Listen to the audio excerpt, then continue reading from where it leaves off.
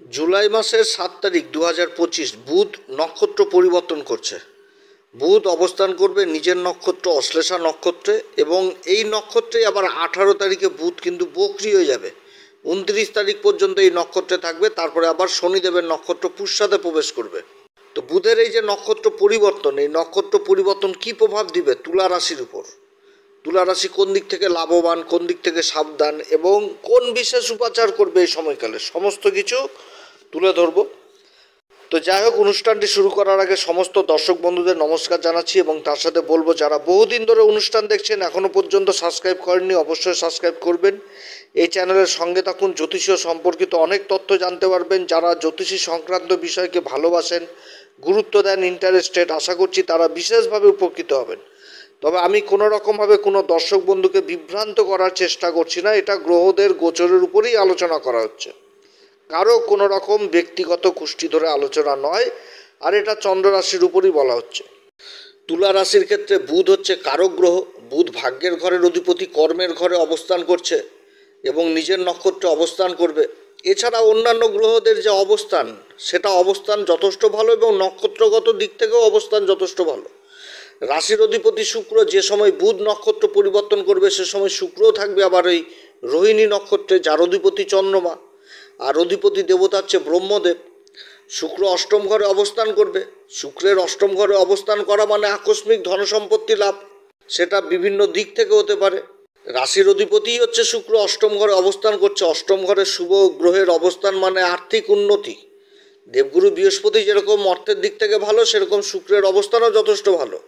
এবার ভাগ্যের ঘরের অধিপতি কর্মের ঘরে নিজের নক্ষত্রে অবস্থান করবে, আর ভাগ্যের ঘরে দেবগুরু বৃহস্পতি অবস্থান করছে। দেবগুরু বৃহস্পতির শুভ দৃষ্টি রাশির উপর থাকছে। দেবগুরু বৃহস্পতি অবস্থান করছে আদ্রা নক্ষত্রে, এবং তার সাথে সূর্যদেব রয়েছে। সূর্যদেবেরও অবস্থান খুবই ভালো। সূর্যদেব হচ্ছে এই তুলা রাশির ক্ষেত্রে লাভের ঘরের অধিপতি হয়ে ভাগ্যের ঘরে অবস্থান করছে। এখানটাতে স্থান বলি দুটি গ্রহ, দেবগুরু বৃহস্পতি এবং সূর্য। সূর্য হচ্ছে রাজা। তো সূর্য যে নক্ষত্রে অবস্থান করবে সেটাও কিন্তু আবার খুব ভালো নক্ষত্র, সেটা হচ্ছে কি পুনর্বসু নক্ষত্র। পুনর্বসু নক্ষত্র দেবগুরু বৃহস্পতির নক্ষত্র। তবে এই নক্ষত্রের অধিপতি দেবতা হচ্ছে অদিতি। অদিতি হচ্ছে কে? সূর্যের মাতা। সূর্যের মাতার নাম হচ্ছে অদিতি। তো অদিতি, এবার যে নক্ষত্র পুনর্বসু নক্ষত্র, এই নক্ষত্রের সিম্বল হচ্ছে কি আমাদের জ্যোতিষশাস্ত্র মতে, সেটা হচ্ছে ধনুষবাণ। তো ধনুষবাণ কার কাঁধে থাকে? আমরা দেখেছি শ্রীরামচন্দ্র, আমাদের পরম প্রেমময়, আমাদের সবার প্রিয় শ্রীরামচন্দ্রের কাঁধেই তো ধনুষবাণ।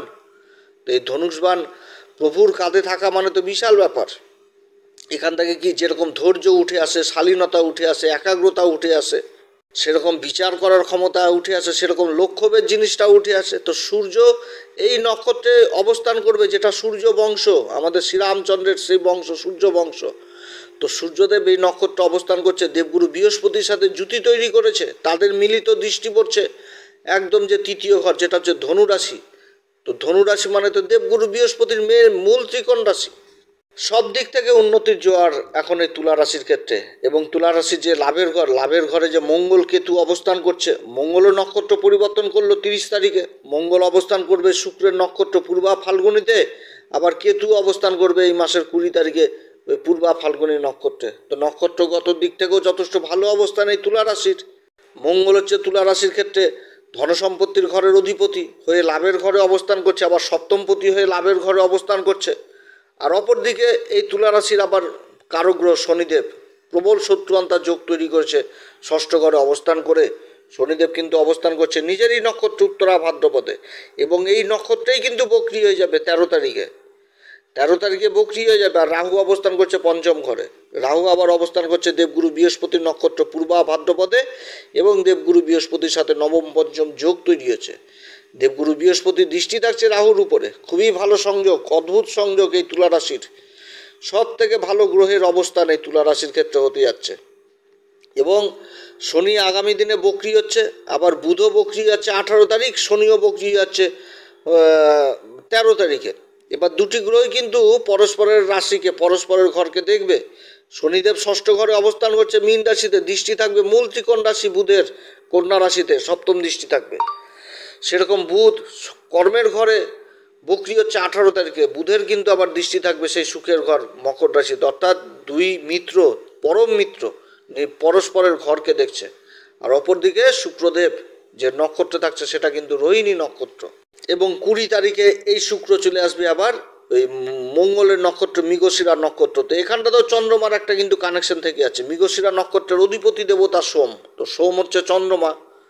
তাহলে প্রত্যেকটা গ্রহের কিন্তু নক্ষত্রগত অবস্থান খুবই ভালো, এবং গ্রহদের যে মানচিত্র উঠে এসছে তুলা রাশির ক্ষেত্রে যথেষ্ট ভালো। অশ্লেষা নক্ষত্র হচ্ছে অধিপতি হচ্ছে বুধ, এবং অধিপতি দেবতা হচ্ছে আবার কে, নাগ দেবতা। আর এটা কর্কট রাশিতেই পড়ে। কর্কট রাশিতে কিন্তু 4টি চরণই পড়ে। অত্যধিক বুদ্ধি সম্পন্ন হয় এই অশ্লেষা নক্ষত্র, তীক্ষ্ণ থেকে তীক্ষ্ণ বুদ্ধি রাখে। বড় বড় উকিল, চার্টার অ্যাকাউন্টেন্ট, তারপরে অ্যাডভাইজার, বড় বড় ব্যবসায়িক টাইফুন, তাদের জন্মছকে অশ্লেষা নক্ষত্র। এবং এই নক্ষত্রের আবার কিন্তু মাইনাস দিক, সেটা হচ্ছে কি সন্দেহ করবে, খুব সন্দেহ করবে। এই নক্ষত্রের আমাদের জ্যোতিষশাস্ত্রের সিম্বল হচ্ছে বেরি ধরা সাপ। তো একটা বেরি ধরে যখন একটা সাপ পজিশন নেয়, তো যাই হোক এই নক্ষত্রে বুধ অবস্থান করছে কর্মের ঘরে। তো কর্মের ঘরে বুধের অবস্থান মানে যথেষ্ট ভালো অবস্থান এই তুলা রাশির জন্য। কারণ বুধ থেকে কী জিনিস বোঝায়? যুক্তিবোধ, স্মরণশক্তি, বিশ্লেষণ করার ক্ষমতা, ম্যানেজমেন্ট করতে পারা। ব্যবসার কারক হচ্ছে বুধ, চতুরতারও কারক হচ্ছে বুধ। যাদের জন্মকুষ্ঠিতে বুধ ভালো থাকে এই সমস্ত গুণ কিন্তু যথেষ্ট বৃদ্ধি পায়, এবং সমাজে নিজের চতুরতা, নিজের ম্যানেজমেন্টের ক্ষমতার দ্বারা, ব্যবসায়িক কর্মক্ষমতার দ্বারা সমাজে মান সম্মান যথেষ্ট বৃদ্ধি পায়। এবার কর্মের ঘরে বুধ অবস্থান করা মানে নিজের সামাজিক পরিচিতি, সামাজিক স্ট্যাটাস যথেষ্ট বৃদ্ধি হবে এই সময়কালে এই তুলা রাশির। আর যদি বুধ খারাপ থাকে তাহলে কী হবে? তর্কপ্রিয় হবে, মিথ্যা কথা বলবে, সন্দেহ করবে। তো এগুলো জিনিস কিন্তু বুধ খারাপ থাকলে হয়। কিন্তু বুধ তো নিজের নক্ষত্র অবস্থান করছে, বলি অবস্থায় হয়ে গেছে। তাহলে প্রচণ্ড তীক্ষ্ণ বুদ্ধি সম্পন্ন হবে এই সময়কালে এই তুলা রাশি। নিজের কাজকে কিভাবে হাসিল করতে হয়, নিজের কাজ থেকে কিভাবে লাভ জিনিসটাকে বের করতে হয়, তীক্ষ্ণ থেকে তীক্ষ্ণ বুদ্ধি সম্পন্ন হয়ে যাবে। খুবই একটা ভালো অবস্থান নিজের নক্ষত্রে হতে যাচ্ছে। তবে এই নক্ষত্রের কিছু গুণ রয়েছে, যেরকম জেদ জিনিসটা কিন্তু থাকে এই নক্ষত্রের। অতএব নিজের জেদের দিকেও যথেষ্ট খেয়াল রাখতে হবে। কারণ এই কর্কট রাশিটা হয়ে গেছে কি জলতত্ত্ব রাশি, 1 নম্বর। এবার 2য় নম্বর হচ্ছে যে এই কর্কট রাশিকে মায়ের সংজ্ঞা দেওয়া হয়েছে। তো কর্কট রাশিতেই কিন্তু 4টি চরণ পড়ছে। কর্কট রাশিটা কি ভাবুক প্রকৃতির রাশি, ভাবনায় ডুবে থাকে। মায়ের সংজ্ঞা দেওয়া হয়েছে মানে ক্ষমাধাত্রী, এক কথায় বলতে গেলে। ভালো কাজ করলো বা খারাপ কাজ করে এসে কেউ ক্ষমা চাইলো তো ক্ষমা করে দিবে, যদি কিছু না থাকে তো তাকে কিছু দিয়ে সাহায্য করবে। তো এখানটাতে বুধ এই যে নক্ষত্র অবস্থান করছে অশ্লেষা নক্ষত্রে কর্কট রাশিতে, এটা কিন্তু কর্কট রাশির ক্ষেত্রে বুঝাচ্ছে যে এই তুলা রাশিকে, যে কর্কট রাশি তো কর্মের ঘরে পড়ছে। তো বুধ কিন্তু এই নক্ষত্র অবস্থান করে তুলা রাশিকে এটাই বুঝাবে যে তোমার জিনিসটা তোমার কাছে রাখো কর্মক্ষেত্রে, অন্যকে বিলিয়ে দিও না যে নিজের কাজের সময় তুমি সেই জিনিসটা পাবা না। কারণ এটা কিন্তু মানে যেহেতু কর্কট রাশি পড়ে গেছে, তো এই গুণটা কিন্তু বুধ বুঝাবে। অর্থাৎ নিজের হকের জিনিস, নিজের পাওনা জিনিস তোমার কাছেই, মানে ওটার জন্য তোমাকে প্রস্তুত থাকতে হবে, বা নিজের হকের জিনিসকে কোনো সময় ছেড়ে দেওয়া যাবে না অন্যের হাতে। নিজের জিনিসটাকে নিজের মতন আঁকড়ে ধরে থাকতে হবে। এটাই কিন্তু বুঝাচ্ছে অশ্লেষা নক্ষত্র, যে তুমি দিয়ে দিলা তোমার নিজের জিনিসটাকে, তোমার যখন প্রয়োজন তখন তোমার হাত পাকা। এটা করলে কিন্তু চলবে না, এটা থেকে তোমাকে দূরে থাকতে হবে। অতএব কর্মের ঘরে বুধের অবস্থান তীক্ষ্ণ থেকে তীক্ষ্ণ বুদ্ধি সম্পন্ন হবে, নিজের ভালো মন্দ জিনিসটাকে আরও বেশি করে বিচার করতে পারবে, এবং যথেষ্ট সুখ বৃদ্ধি হবে। কারণ অশ্লেষা নক্ষত্রের মেন যে পুরুষার্থ আমাদের জ্যোতিষশাস্ত্রে, সেটা কিন্তু বলছে অর্থের জন্য এদের পুরুষার্থ। কারণ এই নক্ষত্রে যেরকম সিম্বল হচ্ছে বেরি ধরা সাপ, সেরকম এই নক্ষত্রের কিন্তু যে পশু সেটা কিন্তু দেখাচ্ছে হচ্ছে পুরুষ বিড়াল, এবং পাখিকে দেখাচ্ছে পেঁচা।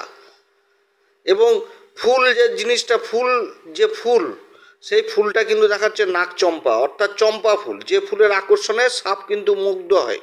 তো এই রকম জিনিসটাকে বোঝাচ্ছে। যেহেতু পাখি পেঁচা, তাহলে লক্ষ্মীর বাহন, অর্থাৎ এদের পুরুষার্থ কিন্তু সেই জায়গাটা, যেটা হচ্ছে অর্থ।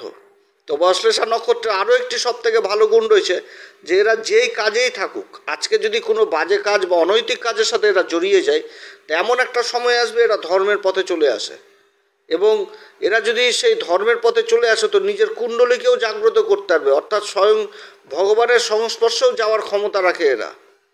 এই রকম কিন্তু অশ্লেষা নক্ষত্র জীবনে যতই বাজে কাজ করুক, ভালো কাজ করুক, এরা জীবনে কিন্তু একসময় ধর্মের পথে চলে আসে, এবং ধর্মই কিন্তু থাকে, ধর্মের সাথেই চলতে চায়। এই নক্ষত্র কর্কট রাশিতেই পড়ছে 4টি চরণ, এবং এই নক্ষত্র আমাদের জ্যোতিষশাস্ত্র মত হচ্ছে 9তম নক্ষত্র, এবং এর নক্ষত্রের বিস্তার হচ্ছে 16.40 থেকে 30 ডিগ্রি পর্যন্ত এই কর্কট রাশিতেই থাকে। তো যাই হোক, এই বর্তমান সময়ে যে নক্ষত্রদের যে অবস্থান এবং গ্রহদের যে নক্ষত্রগত অবস্থান বলছি, এটা কিন্তু যথেষ্ট ভালো অবস্থান করবে এই তুলা রাশির ক্ষেত্রে। ভাগ্যের ঘরের অধিপতি কর্মের ঘরে অবস্থান করবে, নিজের নক্ষত্র অর্থাৎ কর্মক্ষেত্রে যথেষ্ট প্রশংসিত হবে এবং নিজের হকের জন্য লড়াইও করবে, এবং নিজের হক জিনিসটাকে নিজের আঁকড়ে ধরে থাকবে, এবং যে কোনো কাজের সমস্যা যদি হয় সেই সমস্যা থেকে নিজেকে সহজে বের করে নিয়ে আসতে পারবে, যত বড়ই গভীর জটলাতে পড়ে যাক, যার জন্য মান সম্মান যথেষ্ট বৃদ্ধি পাবে এই সময়কালে এই তুলা রাশির। আর্থিক উন্নতি হবে, প্রচুর আর্থিক উন্নতি হবে, এবং তার সাথে হবে কি কর্মক্ষেত্রে আবার পরিবর্তন হবে, এবং যে পরিবর্তনটা সেই পরিবর্তনটাও যথেষ্ট ভালো পরিবর্তন হবে, একটা প্রমোশনের সাথে পরিবর্তন। এরপরে সূর্যও রাশি পরিবর্তন করবে, সূর্যও চলে আসবে মাসের মধ্যভাগে, বুধের সাথে অবস্থান করবে। সূর্যও পুনর্বসু নক্ষত্রে থেকে রাশি পরিবর্তন করবে, তখন এই বুধের সাথে জুতি তৈরি হবে। আর পুনর্বসু নক্ষত্র সম্পর্কে তো বললাম যে এই নক্ষত্রের এই ব্যাপার, তাহলে খুবই একটা ভালো সময় হতে যাচ্ছে। সরকারি কাজের দিক থেকে বিশেষ সফলতা, বা সরকারি বেসরকারি কর্মের যারা সন্ধান করছেন সেই কাজগুলো হবে। যারা জায়গা জমি সংক্রান্ত কাজের সাথে যুক্ত রয়েছেন সেই কাজগুলো ভালো হবে। ভূমি সংক্রান্ত কাজ যথেষ্ট ভালো হবে। কথাবাচক হিসাবে যারা কাজ করছেন তাদের কাজগুলো ভালো হবে। যারা বিচার ব্যবস্থার সাথে যুক্ত রয়েছেন, যারা বড় বড় উকিল, নিজেদের কেসকে কিভাবে সামলে নিয়ে আসতে পারবেন এটার জন্য যথেষ্ট ভালো এই অশ্লেষা নক্ষত্র। যারা অ্যাডভাইজার হিসাবে কাজ করছেন তাদের জন্য যথেষ্ট ভালো। যারা মিডিয়ার কাজে রয়েছেন, কথাবাচক, যারা সেলসের কাজে যুক্ত রয়েছেন সেদিক থেকেও যথেষ্ট ভালো। অর্থাৎ কর্মক্ষেত্রে বিশেষ উন্নতির যোগ রয়েছে এই সময়কালে এই তুলা রাশির। তবে অশ্লেষা নক্ষত্রের আরও কিছু মাইনাস দিক রয়েছে, সেটা হচ্ছে কি নিজেদের দাম্পত্য জীবন এদের অতটা ভালো থাকে না। অশ্লেষা নক্ষত্রের পরস্পরকে বুঝতে চায় না, এই জায়গাটাতে একটা খুব খারাপ জায়গা এই অশ্লেষা নক্ষত্রের। যার জন্য অশ্লেষা নক্ষত্রের যারা জাতক জাতিকারা বিবাহ যখন করতে যাবে অবশ্যই কুষ্টি মিলিয়ে বিয়ে থা করা উচিত। তো বুধের এই পরিবর্তন, নক্ষত্র পরিবর্তন যথেষ্ট ভালো পরিবর্তনের ইঙ্গিত দিচ্ছে এই তুলা রাশির ক্ষেত্রে। শুধু এই কিছু কিছু দিক থেকে যেগুলো তুলে ধরলাম এই দিক থেকে সাবধানে থাকতে হবে।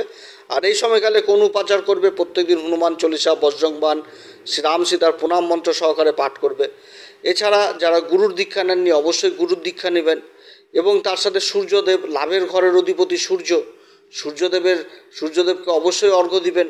এবং তার সাথে এই যে অশ্লেষা নক্ষত্র, এই অশ্লেষা নক্ষত্রে বুধের অবস্থান এই সময়কালে অবশ্যই ভোলে আবার উপাসনা করবেন, এবং ভোলে আবার মহামৃত্যুঞ্জয় মন্ত্র প্রত্যেক দিন অন্তত 21 বার করে পাঠ করবেন। দেখবেন যথেষ্ট ভালো ফল এই সময়কালে তুলা রাশি পাবে। তো যাই হোক, অনেক কথা আলোচনা করলাম তুলা রাশির সম্পর্কে। যদি এই পরামর্শ সত্যিই ভালো লাগে তাহলে নিজের ভেবে এই অ্যাস্ট্রো এস এম বাংলা চ্যানেলকে অবশ্যই সাবস্ক্রাইব করবেন, শেয়ার করবেন, কমেন্ট করবেন। আপনারা পাশে থাকবেন। এরপরে আবার আসবে একটি নতুন পর্ব নিয়ে। নমস্কার, ধন্যবাদ।